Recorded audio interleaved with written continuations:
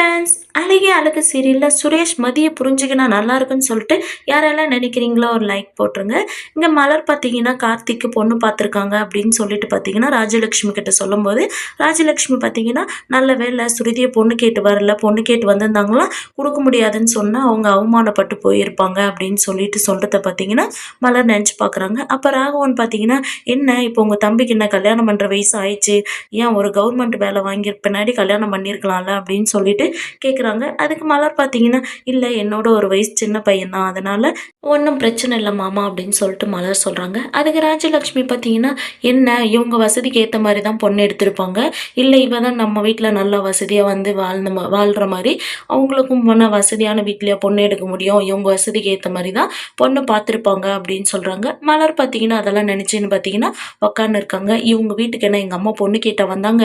இல்ல ஸ்ருதி இப்பதான் கார்த்திக் எங்கேனா பார்த்து பேசியிருக்கானா? சுருதி மூஞ்சி பார்த்துருப்பானா? எதுக்கு இவங்க இந்த மாதிரி பேசுகிறாங்க அப்படின்னு சொல்லிட்டு யோசிக்கிறாங்க. என்ன நாட்டிலே இவங்க சுரேஷும் பாக்கியராஜ் மட்டுமா கவர்மெண்ட் வேலை பார்க்குறாங்க, வேற யாரும் கவர்மெண்ட் வேலை பார்க்கறது இல்லையா? கவர்மெண்ட் வேலை பார்த்தா மட்டும்தான் கல்யாணம் பண்ணணுமா என்ன? எதுக்கு இவங்க இந்த மாதிரி பேசுகிறாங்க அப்படின்னு சொல்லிட்டு யோசிச்சுன்னு பார்த்தீங்கன்னா மலர் பாக்கியராஜ் கால் பண்ணுறாங்க. பாக்கியராஜ் கிட்ட பார்த்தீங்கன்னா என்ன பண்ணுறீங்க அப்படின்னு சொல்லி கேட்குறாங்க. இல்லை ஆஃபீஸ்க்கு இல்லை நான் டீ குடிச்சிட்டு இருக்கேன் அப்படின்றாங்க. டீ குடிச்சிங்களா, சாப்பிட்டீங்களா, நல்லா இருக்கீங்களா அப்படின்னு சொல்லிட்டு நக்கலாக கேட்குறாங்க. என்ன மலர் நீ கொடுத்து விட்டு சாப்பாடை தான் சாப்பிட்டேன், என்ன சாப்பாடுன்னு சொல்லி கேட்குற, என்ன பண்ணுறேன்னு சொல்லி கேட்குற அப்படின்னு சொல்லிட்டு பாக்கியராஜ் கேட்குறாங்க. இல்லை உங்களை யாராச்சும் டென்ஷன் ஏற்றுனாங்களா, இல்லை யாருன்னா கஸ்டமருங்க யாருன்னா வந்து உங்களை வெறுப்பேற்றுனாங்களா அப்படின்னு சொல்லிட்டு கேட்குறாங்க. இல்லை மலரே நான் நல்லா தான் இருக்கேன், சொல்லு மலரே அப்படின்னு சொல்லிட்டு பாக்கியராஜ் சொல்கிறாங்க. இல்லை நான் நல்லா இல்லை அப்படின்றாங்க. நல்லா இல்லையா, என்னாச்சு மலரே அப்படின்னு சொல்லிட்டு பாக்கியராஜ் கேட்குறாங்க. இல்லை எங்கள் தம்பிக்கு பார்த்தீங்கன்னா பொண்ணு பார்த்துருக்காங்களாம் அப்படின்னு சொல்கிறாங்க. நல்ல விஷயம் தானே, கார்த்திக் கல்யாணம் பண்ணுறது ஒரு சந்தோஷமான விஷயம் தானே, அதுக்கே நீ நல்லா இல்லைன்னு சொல்லிட்டு சொல்கிற அப்படின்றாங்க.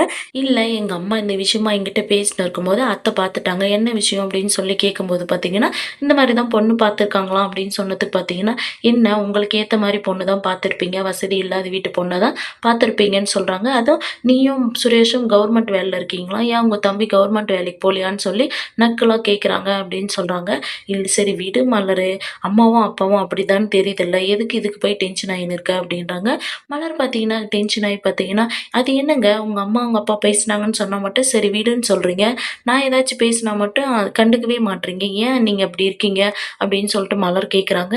நீங்கள் இனிமேல் என்கிட்ட பேசவே பேசாதீங்க அப்படின்னு சொல்லிட்டு பார்த்தீங்கன்னா மலர் கோவமாக ஃபோனை கட் பண்ணி வச்சிடுறாங்க. அப்போ பார்த்தீங்கன்னா யாராச்சும் இந்த மாதிரி திட்டினா தான் நமக்கு நல்லா இருக்குது, டென்ஷன் குறையுது அப்படின்னு சொல்லிட்டு மலர் யோசிச்சுன்னு இருக்காங்க. பாக்யராஜ் பார்த்தீங்கன்னா, என்ன இவளா ஃபோன் பண்ணால் இவளா அவள் பாட்டுக்கு பேசினா ஃபோனை கட் பண்ணிட்டா அப்படின்னு சொல்லிட்டு பார்த்தீங்கன்னா மெசேஜ் பண்ணுறாங்க. மலர் பார்த்தீங்கன்னா மெசேஜை பார்த்துட்டு இப்போ இது ஒன்று தான் கேடு அப்படின்னு சொல்லிட்டு பார்த்தீங்கன்னா நம்பரை பிளாக் பண்ணிடுறாங்க. பாக்யராஜ் பார்த்தீங்கன்னா என்ன ஒரு டிக் தான் போயிருக்கு, மெசேஜே சென்ட் ஆகலையே என்ன அப்படின்னு சொல்லிட்டு பார்த்தீங்கன்னா கால் டயல் பண்ணி பார்க்குறாங்க. அப்போ பார்த்தீங்கன்னா பிளாக்ல போட்டு இருக்க தெரியுது. என்ன பிளாக் பண்ணியிருக்கா, நம்ம என்ன பண்ணோம், இவளா ஃபோன் பண்ணால் இவளா பிளாக் பண்ணிட்டாலே, சரி இப்போ நம்ம இன்னும் பண்ண முடியாது, வீட்டுக்கு போயிட்டு சமாதானப்படுத்திக்கலாம் அப்படின்னு சொல்லிட்டு பாக்யராஜ் பார்த்தீங்கன்னா அமைதியாயிடுறாங்க. இந்த பக்கம் பார்த்தீங்கன்னா தங்கராஜ் பார்த்தீங்கன்னா அவங்க அம்மா கை வலி கால் வலி அப்படின்னு சொன்னதுனால பார்த்தீங்கன்னா கையெல்லாம் பிடிச்சி விட்டுன்னு இருக்காங்க. அம்மா கோயிலில் கால் வலின்னு சொன்னீங்களே, காலை காட்டுங்கம்மா பிடிச்சி விடுறேன் அப்படின்றாங்க. டேய் அதெல்லாம் ஒன்றும் இல்லை, நான் தைலம் போட்டு சரி பண்ணிக்கணும்டா அப்படின்றாங்க. ஆமாம் உன்னோட மச்சான் இங்கே இருந்தால் எப்புட்றா, அவங்க வீட்டுக்கு போகிற மாதிரி இல்லையா அப்படின்னு சொல்லிட்டு தங்கராஜோட அம்மா கேட்குறாங்க. அதுக்கு தங்கராஜ் பார்த்தீங்கன்னா, ஆமாம்மா நீங்களே கரெக்டாக ஞாபகப்படுத்திட்டீங்க அப்படின்னு சொல்லிட்டு சுரேஷ் கால் பண்ணுறாங்க. டேய் சுரேஷ் என்னடா பண்ணுற, எங்கே இருக்க அப்படின்றாங்க. இல்லை மாமா ஒரு கேஸ் விஷயமா போயிட்டு இருக்கேன் அப்படின்றாங்க. இல்லை மதி கம்ப்ளைண்ட் பண்ண விஷயமா பற்றி யாராச்சும் உன்னை கேட்டாங்களா சுரேஷ் அப்படின்னு சொல்லி தங்கராஜ் கேட்குறாங்க. இல்லை மாமா என் முன்னாடி யாரும் பேசல, எனக்கு பின்னாடி இது யாராச்சும் பேசிக்கினாங்களா என்னன்னு தெரியல மாமா அப்படின்றாங்க. சரி தலையில் அடிப்பட்ட விஷயத்தை பற்றி யாராச்சும் கேட்டாங்களா அப்படின்றாங்க. இல்லை மாமா யாரும் கேட்கல அப்படின்றாங்க. சரி சொல்லுங்க மாமா என்ன விஷயம் நீங்கள் ஃபோன் பண்ணுது அப்படின்றாங்க. இல்லைடா சுரேஷ் மாமா ஃபோன் பண்ணியிருந்தாங்க, சுரேஷும் மதியம் வீட்டுக்கு அமுச்சு வையின்னு சொன்னாங்க, நீ என்ன பண்ணுற, மதியம் போயிட்டு காலேஜில் கூப்பிட்டு இங்கே வந்துடு, நீங்கள் இங்கேருந்து சாப்பிட்டு பார்த்தீங்கன்னா உங்கள் வீட்டுக்கு கிளம்புவீங்க அப்படின்னு சொல்கிறாங்க. சுரேஷ் பார்த்தீங்கன்னா நான் எதுக்கு மாமா அவளை கூப்பிட்டு வரணும் அப்படின்னு சொல்லிட்டு பார்த்தீங்கன்னா கத்துறாங்க. உடனே பக்கத்தில் இருக்கிறவங்கலாம் பார்க்குறாங்கன்னு சொல்லிட்டு பார்த்தீங்கன்னா நான்லாம் அவளை கூப்பிட்டு வர முடியாது மாமா அப்படின்னு சொல்லிட்டு பார்த்தீங்கன்னா சாதுவாக பேசுகிறாங்க. டேய் மாமா சொல்கிறத கேள்றா அப்படின்றாங்க. மாமா சொல்கிறத கேட்டேன்னா நீ நல்லா இருப்ப அப்படின்னு சொல்லிட்டு பார்த்தீங்கன்னா பார்த்தீங்கன்னா, சுரேஷ்க்கு தங்கராஜ் சொல்றாங்க. "சரிங்க மாமா" அப்படின்றாங்க. இங்க ரேவதி பார்த்தீங்கன்னா, அ அவங்க அத்தைக்கு வந்து காப்பி எடுத்துட்டு வந்து குடுக்குறாங்க. அப்ப பார்த்தீங்கன்னா, அ "ஏய் எதுக்குடா நீ அவங்க வீட்டு விஷயத்துலலாம் ரொம்ப தலையிட்டுன்னு இருக்க? அவங்க வீட்டுக்கு போனாங்கன்னா, அவங்க விஷயத்த அவங்க பார்த்துக்கிட்டும். இதுக்கு மேல நீ அவங்க வீட்டு விஷயத்துல தலையிடாதடா. உனக்கு வேலையே எதுவும் இல்லையா?" அப்படின்னு சொல்லிட்டு தங்கராஜோட அம்மா கேட்குறாங்க. அதுக்கு தங்கராஜ் பார்த்தீங்கன்னா, "என்னம்மா நீங்க இப்படி சொல்றீங்க? அதுவும் நம்மளோட குடும்பம் தானே" அப்படின்றாங்க.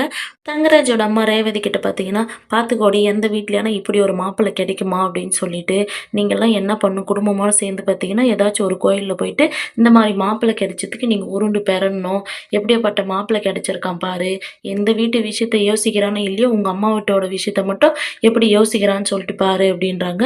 அதுக்கு ரேவதி பார்த்தீங்கன்னா, "இவர யாரு எங்க வீட்டு விஷயத்துல தலையிட சொன்னாங்க? இவரு தலையிடனாவே எங்க குடும்பம் நல்லாருக்கும்" அப்படின்னு சொல்லிட்டு பார்த்தீங்கன்னா, ரேவதி அவங்களுக்குள்ளயே பேசிக்கிறாங்க. தங்கராஜ் பார்த்தீங்கன்னா, "ஏய் என்ன முணுமுணுக்குற?" அப்படின்றாங்க. "இல்லைங்க, காஃபி போட்டு வந்தேன். கேஸ் ஆஃப் பண்ணனா என்னன்னு தெரியல. அத பத்தி தான் பேசினேன்" அப்படின்றாங்க. "சரி இருங்க நான் போயிட்டு பார்க்குறேன்" அப்படின்னு சொல்லிட்டு ரேவதி போறாங்க. அதுக்கு தங்கராஜ் அம்மா பார்த்தீங்கன்னா, "ஏய் அவ ஞாபகத்துல ஆஃப் பண்ணியிருக்க மாட்டாடா. இவளுக்கு ஞாபகம் பூரா இங்க இருந்தா தானே, எங்க இருக்குன்னு தெரியல அவளுக்கு" அப்படின்றாங்க. ரேவதி பார்த்தீங்கன்னா, கிச்சனுக்குள்ள போயிட்டு, "இவங்க 2 பேருக்கும் தேவையில்லாத வேல தான் போல. எங்க அம்மா வீட்டார் குடும்பத்த ஏதாச்சும் பேசிட்டே இருக்கணும் போல" அப்படின்னு சொல்லிட்டு ரேவதி யோசிக்கிறாங்க. இந்த பக்கம் பார்த்தீங்கன்னா, ராஜலட்சுமி பார்த்தீங்கன்னா, ராகவி பாப்பாக்கு கதை சொல்லின்னு இருக்காங்க. அப்ப பார்த்தீங்கன்னா, ராகவனும் கதை சொல்லின்னு இருக்காங்க.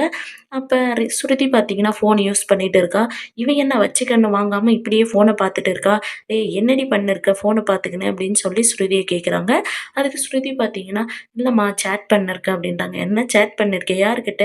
"ஃப்ரெண்ட்ஸுங்களுக்கு தான்மா" அப்படின்றாங்க. அதுக்கு ராகவன் பார்த்தீங்கன்னா, "இப்படியே சேட் பண்ணியிருந்தா போதுமா? எக்ஸாம் எழுதி பாஸ் பண்ணிட்டு கவர்மெண்ட் வேலை வாங்கிடுவேன்னு சொன்னேன். எக்ஸாம் எழுதுனேன் அதுலயும் ஃபெயில் ஆயிட்டேன். என்னதான் பண்ணலான்னு இருக்க?" அப்படின்றாங்க. "இல்லப்பா இந்த டைம் எக்ஸாம் எழுதி பாஸ் பண்ணிடுவேன்" அப்படின்றாங்க. அதுக்கு ராஜலட்சுமி பார்த்தீங்கன்னா, "அந்த ஃபோன ஓரம் வச்சுட்டு படிச்சாவே போதும், பாஸ் பண்ணிடுவேன்" அப்படின்றாங்க. "இல்லம்மா எப்பயாச்சும் ஒரு டைம் தாம்மா நான் ஃபோன் எடுக்கிறேன். எதுக்கும்மா நான் ஃபோன் பார்த்துன்னே இருக்கிற மாரி நீங்க பேசுறீங்க?" அப்படின்றாங்க. அதுக்கு ராஜலட்சுமி பார்த்தீங்கன்னா, "இல்லைங்க இவளெல்லாம் இப்படியே விட்டா ஆகாது. அ காலம் கெட்டு போயிருக்கு. எங்க என்னென்ன நடக்குதுன்னு நமக்கெல்லாம் தெரியுதுல்ல. இவளுக்கு ஒரு கல்யாணத்த பண்ணி வைக்கணுங்க" அப்படின்னு சொல்லிட்டு சொல்றாங்க. அதுக்கு ஸ்ருதி பார்த்தீங்கன்னா, "இல்லம்மா இப்பலாம் எனக்கு கல்யாணம் வேணாம்" அப்படின்றாங்க. "பார்த்தீங்களா நான் சொன்னதுக்கு அவ எப்படி பேசுறான்னு பார்த்தீங்களா?" அப்படின்னு சொல்லிட்டு ராஜலட்சுமி ராகவன கேட்குறாங்க. ராகவன் பார்த்தீங்கன்னா, "அவ தான் இந்த டைம் எக்ஸாம் எழுதி பாஸ் பண்ணிட்டு வேலை வாங்கிடுவேன்னு சொல்றால்ல. இந்த காலத்தில பார்த்தீங்கன்னா, ஒரு வேலை இருந்தா தான் மாப்பிள்ளையே நம்ம வீட்ட தேடி வருவாங்க.